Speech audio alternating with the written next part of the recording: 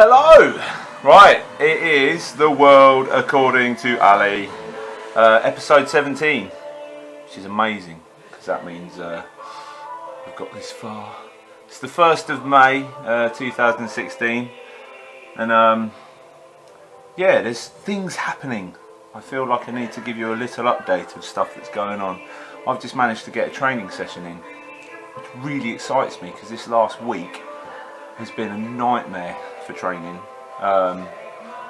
just for a number of reasons. Like the toughest obstacle race that I did last weekend beat shit out of me, right? And then work's been mental. I mean, like mental, right? So I've only literally been able to do like maybe 15 minutes a day of like weight training, which isn't a lot for me. And I've just managed to get a session in, and it's like, yes, I'm back. It's almost like a new May resolution or something. So yeah, just gotta stay on that. Yeah, it's mental really. There's loads going on. I've just appointed Kerry Gowan, right, as staff at PTS. She's going to be opening up the gyms from the gym from the 9th of May at 6:30 in the morning, Monday to Friday. So that's awesome, because loads of people keep asking us about early hours and stuff, and the thing is, I'll take my daughter to school, so that ain't going to happen while I'm a one-man army. But I'm no longer a one-man army, you know, so yeah, I've got someone else to open up, which is wicked. So that means added value for you lot. What else? Anyway, so, right, yeah, going a bit mad, I think. Let's do the question, shall we, before I go off on one too much. Right, first question from Mark Johnson, and a collaboration with Robin Peasland. Okay, so, you never see 50 plus men in years, I think is what he means, in the World's Strongest Man competition. So what are the limiting factors with age that prevent this? With correct training, are these issues surmountable? Sorry if that's two questions, but sort of linked. And then Robin Peasland, in a little conversation, added to that. On the same note, and not to hijack your question, but to Ali, can you answer this with your view also on those not seemingly old enough to compete with the elite? So a young and an old view on limiting factors. So, right then, I'm gonna go into the gym. There's actually no one here at the moment. It's just that sort of quiet period after the morning bit when people come in and training, and powerlifting's on at 12 o'clock, and that's really busy, and strongman's on after that, and that's really busy. But now we've got a nice little quiet period, so I've got the gym to myself, and I can go la la la. No one's here to see me. Dressed in my tights, look, tights, which I know you will love. Anyway, so the question about age and limiting factors. Quite an interesting question this actually, because one of the things that was pointed out in this little conversation I had when I was asking the question was guys that are 50 plus don't get into World's Strongest Man, and then you've got Mark Felix, who I think has just turned 50 and he's still kicking ass. You know, he's making it to like the finals, and he's always doing very well at qualifiers, and he's one of the world's best, World's Strongest Men at age 50, right? So it can be done, right? So, obviously, a big part and parcel of all of that is steroids, but you know, whatever, right? With all of these sort of strength sports and performance, you know, required things, that's going to be a factor, you know. I mean, people like Sylvester Stallone, you know, are big proponents of as soon as you hit 40 years of age, then you should get on the juice, right? You should get on the gear, get on the growth hormone and all that sort of stuff. Because of the natural decline, but let's not delve too much into that.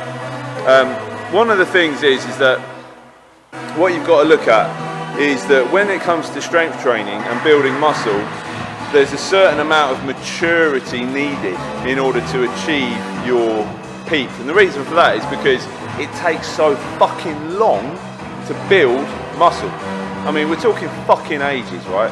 Which is why I get pissed off when people talk about 4-week transformation, 8-week transformation, 12-week transformation. Fuck off. you can't do fuck all in that time period when it comes to building muscle. You just can't. Okay. Now you can have quite dramatic appearance, quite a dramatic effect on appearance, right? I'm really starting to digress, aren't I? Anyway, but that usually comes down if you've already got muscle. It's a lot easier to lose fat, and then you can make a big change. But building muscle and strength takes a fucking long time, right? So when you like see any of these successful athletes, you know, that are literally, you might know their name having never met them, right? They've been training for fucking ages, years, decades, right?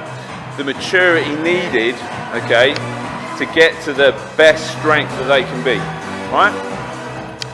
Now, there's another flip side to that, which is wear and tear, okay?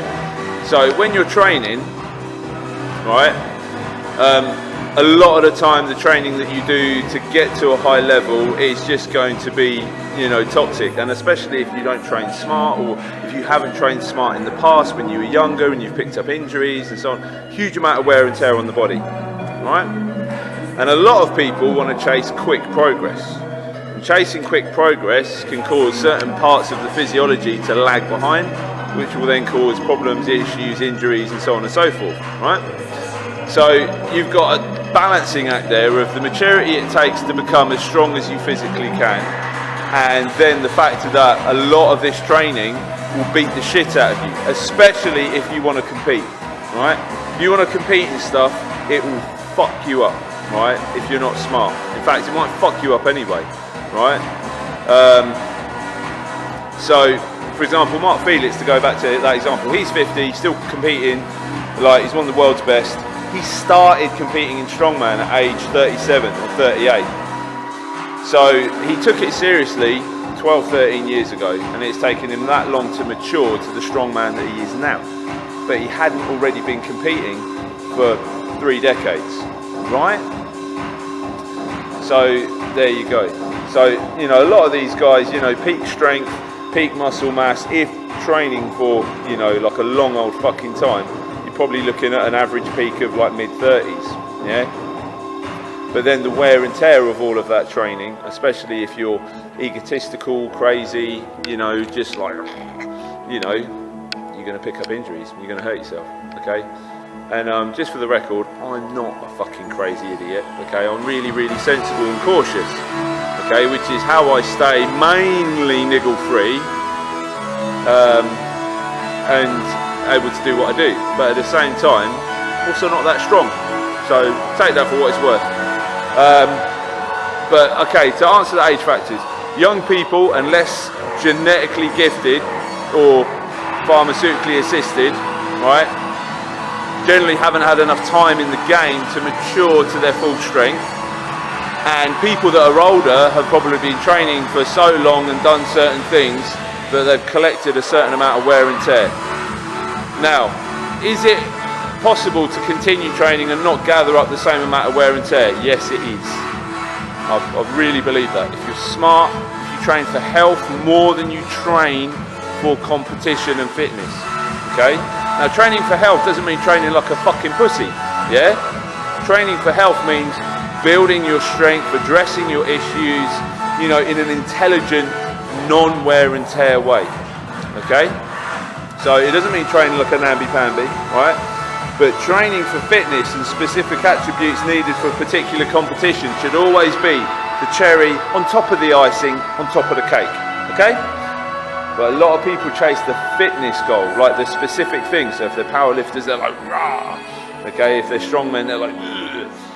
You know, like CrossFit is a good example, you know, training for that specific fitness. But the problem is that it's not training for the general consideration and preparation of the body, which always should come first and be the majority. If you do that, I think that you will have a longer lasting game. You'll have slower progress, but you'll have a longer lasting game. And you know what? Slow progress is the best progress, because you want all of your attributes, emotional, physiological, psychological, technical, all of these things to go together. Then you're less likely to fuck things up and fuck your body up, okay? But on the flip side of that, then what sort of aspects can you expect someone who starts strength training when they're old? you know, very old. They will make some progress, but because they haven't already put in the years prior to that, you know, they're probably not going to get a huge amount. You know, they're not going to see the potential if they'd have like transferred 10 years to 20 years earlier in their life. Just the way it is, man. So yeah, I don't know if that'll break some hearts. It's the way it is. Know what I mean? Right then, question 2. Question 2, I'm actually going to take 2 questions from 2 different people and meld them together, a bit like the last one. I'm cheating massively, but you know what? Fuck off, I don't care. Right, so, first part of the question is from Rowan Smith. The question about how to not lose muscle mass when you can't train for a period of time due to surgery or injury. I'm having 6 weeks off and I'm scared I'll lose all the muscle I've worked hard to get. And then Jill Bowers has added onto that. How to go about post-op training. For example, what's the best thing to start off with? How long after, etc. Right then. So, basically this is a question about, you know, massive trauma to the body, right? So, I think people have come to train at the gym. I'm no longer on my own. Woohoo! Anyway, so question about surgery, operations and stuff like that. If you know that you've got a procedure coming up, like an operation or a surgery, right, then what you need to do, and this is where most people really fuck it up, is that you need to train for it as if it was a competition. Yeah? You need to train for it like it was an event. Bear with me one moment. Hello. Hello. Yeah, I've got reservation for today. Cool. If you want to fill that out for me, please. Anyway, so what you need to do is you need to treat operation, surgery, stuff like that, like a competition. Okay. You need to prepare to actually peak physically for it in your training, right? Which sounds a bit weird, right? But the reason for that is because just like a competition, an operation or a surgery or anything like that is a very high level traumatic event on the body, okay? And you're going to need some time afterwards to probably come back from that. So if you can get yourself into absolute peak state, even if it's a temporary peak state, so a peak state that is higher than what you operate at normally, you will actually recover from the operation quicker, okay? So what the common mindset probably is, people think, oh, I've got an operation in 8 weeks, I'll just fucking take 8 weeks off, you know, I'll just fucking dial it in, or what's the fucking point? Fuck off. Seriously, have a sensible mindset. Train for the operation. Train for it. Like it's like the fucking Olympics. Get yourself into the best possible state you can. Then, okay, the operation will be less of a traumatic hit, you will recover a lot quicker. Now, in terms of how long afterwards, what you should do afterwards, so on and so forth, right? Barge pole, not touching you with, okay? Until you get clearance, proper medical clearance from a doctor, okay? So first things first, I ain't going anywhere fucking near you until you've been cleared, okay? And then the other aspect is, it depends what the fucking operation is and the surgery is really. You know, if it's something that, you know, is pretty fucking crazy and severe, then you ain't going to be doing much of anything, are you? For a while. But once you've been cleared, then it should be a case of, right, come back in sensibly, yeah? You know, look for things, range of motion, stuff like this, yeah? Build back your movement standards first and see where there's any quality of movement issues or any pain or anything like that. And, work to get yourself back to, you know, normality, but that will be at your own pace. So that's a very open-ended, loose question, because the fuck, man, there's so much that can go on with your body. But like I said, you need to get medical clearance first. Right, people are coming in. Right then, final question is from Astro9. Ashley, weirdo. Anyway, mentality, mindset. Why do some people seek inspiration, motivation from others to try and reach their goals, e.g. role models, I want to look like X? And others seemingly have found internal ways to motivate themselves to reach their goals. What are the chances, in your opinion, of success versus failure in both examples? Ooh. Yeah, well, hang on, I need to deal with the door because I'm going to actually murder someone. This fucking doorbell keeps winding me up because of the fucking wind. Oh. Anyway, so, right, so what we're looking at here is external versus internal motivation, right? So external motivation is when you feel compelled to do something by someone else, right? Whether it's me shouting at you or whether it's, you know, you feel inspired by someone else. And then external motivation is when you feel compelled by your own goals, okay? Your own drive.